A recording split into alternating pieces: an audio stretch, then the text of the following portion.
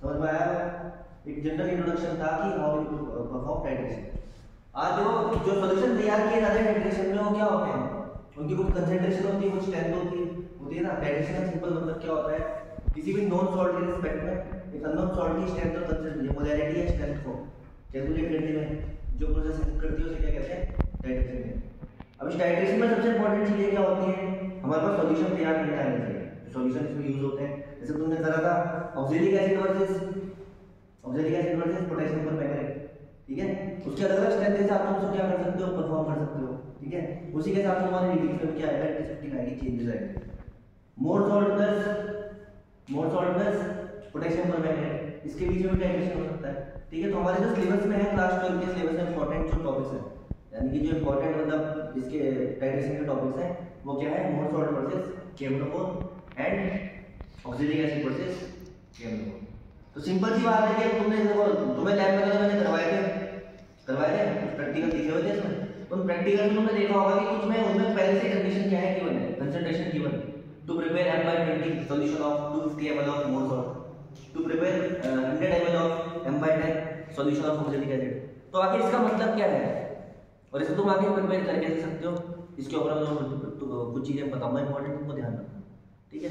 तो सबसे पहले तो देखो यहाँ पर यूज होती है मोलैरिटी। मोलैरिटी सब जानते हैं क्या होती है, जानते हैं सब मोलैरिटी क्या होती है। Molarity simply defined as it is represented by capital and इसका जो फार्मूला होता है वो क्या होता है, number of moles of solute dissolved in 1 litre of solution. नीचे आएगा वॉल्यूम ऑफ सॉल्यूशन, ठीक है। अगर ये लीटर में है तो there is no need to multiply it with 1000। अगर ये ml में तुम्हें सॉल्यूशन में बताना है तो ऊपर मल्टीप्लाई किससे हो जाएगी, 1000 से। There will be the solution with the number of moles divided by volume of solution. और यहां पर क्या रहेगा, ऊपर into these are the general formulas for molarity. अब मैं तुम्हें क्वेश्चन यहां पे लिख रहा हूं, इसमें तुम बताना है कि इसको तुम कैसे प्रिपेयर कर पाओगे, ठीक है। तो question is how will you prepare 100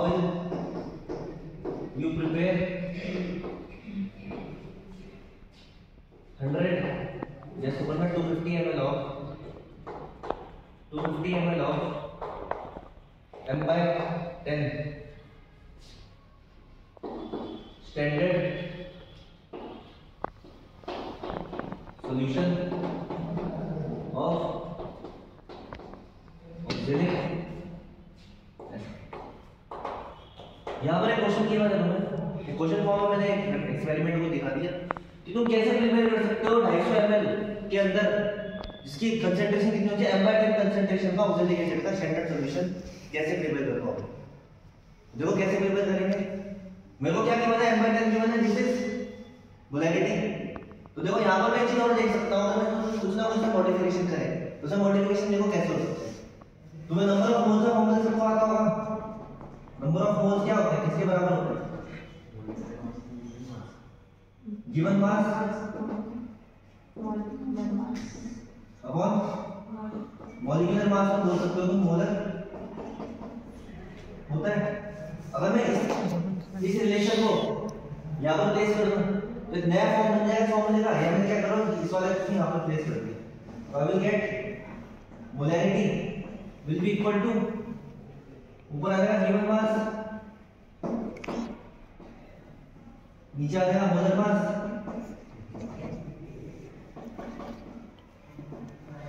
into 1000 करेंगे अगर एमएल में है और डिवाइडेड बाय वॉल्यूम ऑफ,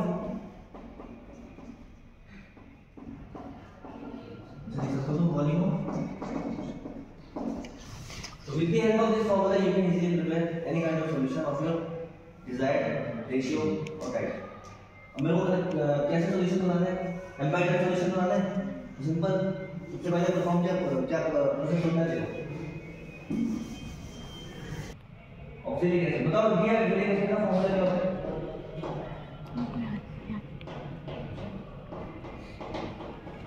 सबसे पहले हम बात करेंगे ऑक्सीजन एसिड के मॉलिक्यूलर मास की। What is the molecular mass of oxygen acid, ठीक है, क्योंकि मोलर मास वहां पे काम आया था। It is also known as molecular mass. Oxygen acid simple क्या होता है, C2H4। इसको फॉर्मूला अगर मैं स्ट्रक्चरल फॉर्म में लिखूं तो COOH डॉट ट्वाइस, ठीक है। इसी को क्या कहा जाता है, this is known as oxalic acid dihydrate. यहां पर तुम देख सकते हो clearly, this is the formula of oxalic acid and this oxalic acid contains 2 moles of 2 water molecules, जो कि किस तरह काम करेंगे, यहाँ पे ऐसा वाटर ऑफ क्रिस्टलाइजेशन वर्क करेंगे।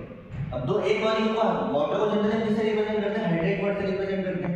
अगर किसी भी चीज में पानी में जुड़ रहा है, एडिशन ऑफ वाटर, ठीक है, या presence of water is simply defined as hydration और हाइड्रेट। तो यहाँ पर अगर एक होता तो ऑक्सैलिक एसिड हाइड्रेट होता, यहाँ पर दो H2 मॉलिक्यूल है तो क्या होगा, ऑक्सैलिक एसिड डाइहाइड्रेट होगा कि नहीं होगा। नेक्स्ट देखो, इसका मैं मॉलिक्यूलर मास अगर निकालना चाहूं तो निकाल सकता हूं, कंडेंस फॉर्म में लिखना उसको, और you can easily write it as C2O4 H2 dot twice H2। ये मैं एक्सपेक्ट कर रहा हूं कि सबको मॉलिक्यूलर मास निकालना आता है ना। इन केस किसी को नहीं आता तो देखो, कार्बन का एटॉमिक मास कितना होता है, 12 होता है। एटॉमिक मास होगा 12 plus into 2 plus 16 into 4 plus 2 into 1 plus 2 into 30 6 कर सकता हूं इसको।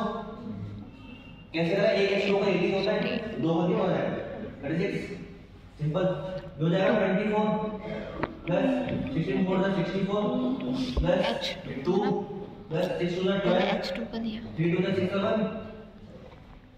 इसको तुम ऐड करोगे तो तुम्हें आंसर मिलेगा 126 ग्राम पर। ये जो कैलकुलेट करके जो उसका मोलर मास आएगा वो आएगा 126 ग्राम। कभी-कभी देखो एक चीज और बता देता हूं, कभी-कभी लैब में क्या होता है, जब ऑक्सैलिक एसिड होता है वो डाइहाइड्रेट फॉर्म में रिप्रेजेंट होता है, वो सिंपल दिस फॉर्म में प्रेजेंट होगा, जिसमें प्रेजेंट है C2O4H2। उस केस में जो मोलर मास आएगा ऑक्सैलिक एसिड का वो कितना आएगा, नहीं। देखो इसका मास कितना है, 36 है। यहां से आगे प्लस कर लो 90 आएगा, 90 प्लस 36 इज 126। तो कभी भी अगर ऐसा दिखता है तो हम परफॉर्म करेंगे एक्सपेरिमेंट, बताओगे सॉल्यूशन, तो उसमें डाइहाइड्रेट नहीं है तो मास कितना लेकर चलेंगे 90, पर इसका एक्चुअल मास कितना लेकर चलते हैं 126 ग्राम, क्योंकि ऑक्सैलिक एसिड क्रिस्टल्स पाए जाते हैं। तो मैं दिखाऊंगा इसे क्रिस्टल्स होते हैं, इसलिए हम वाटर ऑफ क्रिस्टलाइजेशन। अब क्या कर सकते हैं, मैं लिख सकता हूं to prepare 1000 ml of 1000 ml कितना होता है, 1 लीटर होता है पूरा। अगर मैं to prepare 1000 ml of 1 molar C2O4H2 solution, अगर मेरे को 1 मोलर ऑक्सैलिक एसिड का 1 लीटर में सॉल्यूशन बनाना है तो ऑक्सैलिक एसिड कितना रिक्वायर्ड होगा, मेरे को वेट कितना करना पड़ेगा, बता सकते हो, तो बता सकता है। ऑक्सैलिक रिक्वायर्ड ऑक्सैलिक एसिड बता सकते हैं 126 ग्राम पर मोल लिखा है, तो उसको कितना हो जाएगा, ये हो जाएगा 126 ग्राम हो जाएगा। इतना मेरे को रिक्वायर्ड होगा, 1 लीटर में सॉल्यूशन बनाना है ना, तो इतना 126/1000, 1 लीटर में 126 ग्राम बनाऊंगा तो 1 लीटर में 1 मोलर सॉल्यूशन बनेगा, 1 मोलर। तो मेरे को कितना रिएक्शन हो जाएगा, पहले बताना है तो देखो ये तो किसके लिए होगी, for 1 litre of 1 molar solution.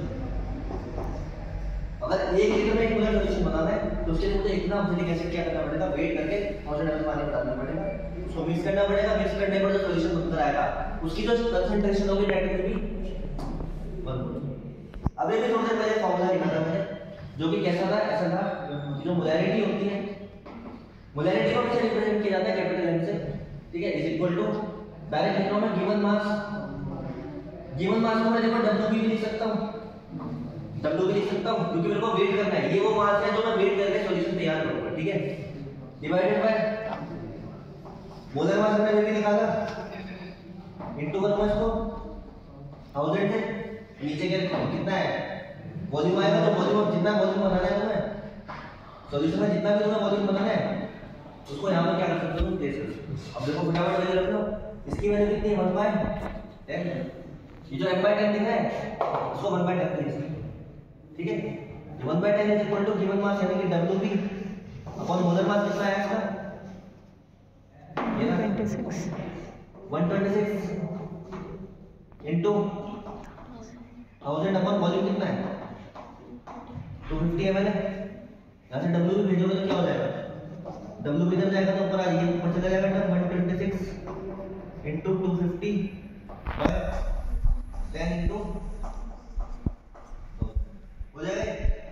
इसको सॉल्व करके जितना वेट आएगा that will be the desired weight which you will have to measure in weight measuring क्या बोलते हैं उसको वेट सारा वेट मशीन में, ठीक है। वेट मशीन में जितना वेट तुम मेजर करना हो सॉल्व करके कर सकते हो, सिंपल है। चलो इसको भी कर लेंगे। तो यहाँ से तुम जो भी आंसर आएगा उतना ये एक्स की वैल्यू दे देगा, तुम्हारा डब्ल्यू की वैल्यू दे देगा।